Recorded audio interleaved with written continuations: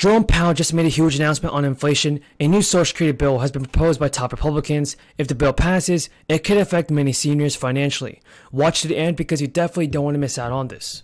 There is a big update on inflation. Jerome Powell told lawmakers that the central bank is determined to bring down inflation and has the ability to do so and make it happen. During a meeting with the Senate Banking Committee, Powell stated, "At the Fed, we understand the hardship high inflation is causing. We are strongly committed to bringing inflation back down, and we are moving expeditiously to do so. We have both the tools we need and the resolve it will take to restore price and stability on behalf of American families and beneficiaries." Along with expressing resolve on inflation, Powell said economic conditions are generally favorable, with a strong labor market and persistently high demand. But Senate Democrat Elizabeth Warren warned Jerome Powell that the continued rate hikes could tip the economy into recession, without stopping inflation. Senator Warren said, "You know what's worse than high inflation and low unemployment is high inflation and recession with millions of people out of work." Powell told his colleagues it is certainly possible. It's not an intended outcome at all, but it's a certain possibility.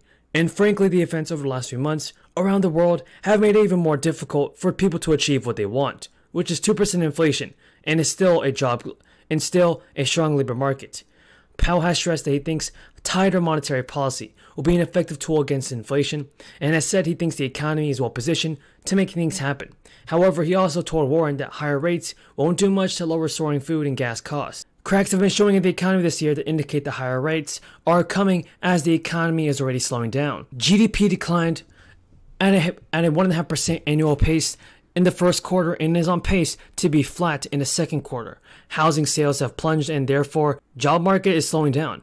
Despite the economic wobbles, Powell and his policymakers have indicated that rate hikes will continue. Projections released at the meeting last week point to the Fed's benchmark short-term borrowing rate rising rate to 3.4% by the end of this year, from its current targeted range of 1.5% to 1.75%.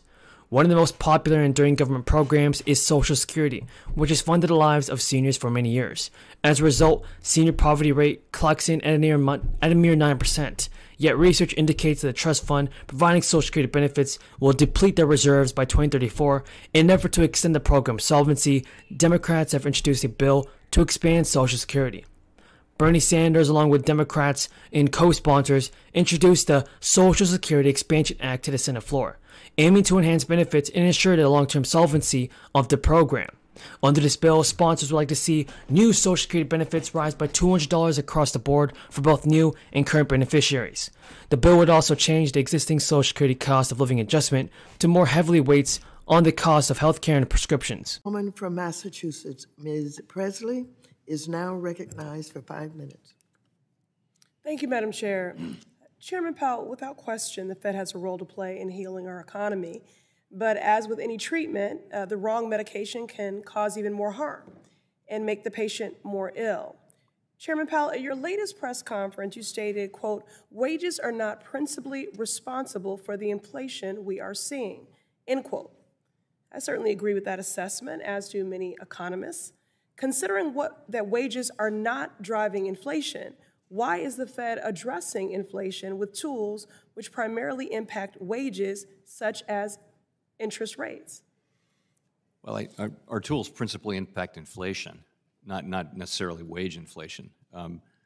So our job is price inflation. But I will say on wage inflation, the issue is that over time, wages are really a very important, over time looking forward, are very important, particularly for service companies where most of the costs are really in wages. And wages, we all love to see big wage increases, but these increases that have been having, some of them are just substantially bigger than would be consistent with 2% inflation. Thank you.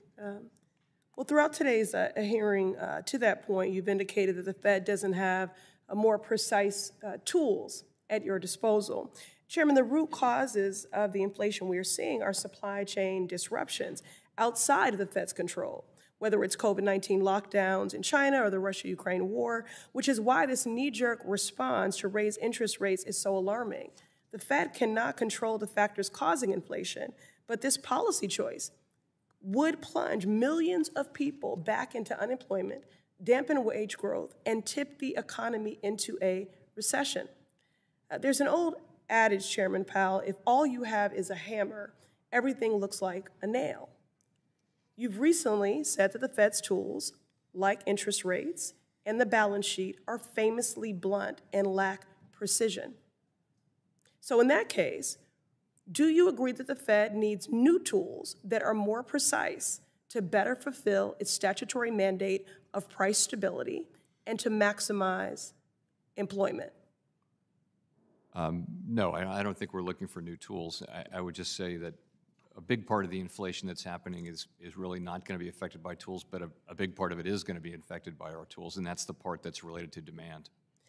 Mr. Chairman, but by your own account, you stated on the record that the Fed's current tools are ill-suited to deal with the inflation we are seeing. So perhaps now is the time to expand the Fed's toolkit to meet the unique moment that we find ourselves in.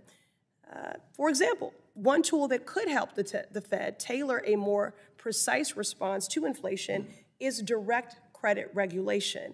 This would allow the Fed to regulate the availability of credit in the specific sectors of the economy experiencing high inflation without impacting other sectors.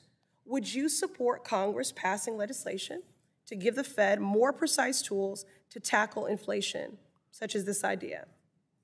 That's not something we would seek. Of course, it's up to Congress to make those decisions, though. But at your own admission, your tools are too blunt and not precise enough. So what additional tools do you believe the Fed needs to respond more precisely to inflation? Well, again, our tools they're blunt, but they are the right tools to deal with broad aggregate demand, and that is a more important determinant of inflation than energy and food prices, as painful as energy and food prices. Gentlewoman from Pennsylvania is recognized for as much time as she may consume. Thank you, Madam Speaker, and I proudly rise today to urge my colleagues to vote for my straightforward, bipartisan bill that supports our nation's female entrepreneurs. It's called the Women-Owned Small Business Program Transparency Act. As an engineer myself and an entrepreneur and operator, I know very much firsthand that data can help us to address and understand some of our most pressing issues in business. And here's what the data says. Year after year, women-owned small businesses continue to be underrepresented when it comes to federal contract funding. In other words, the playing field isn't nearly level.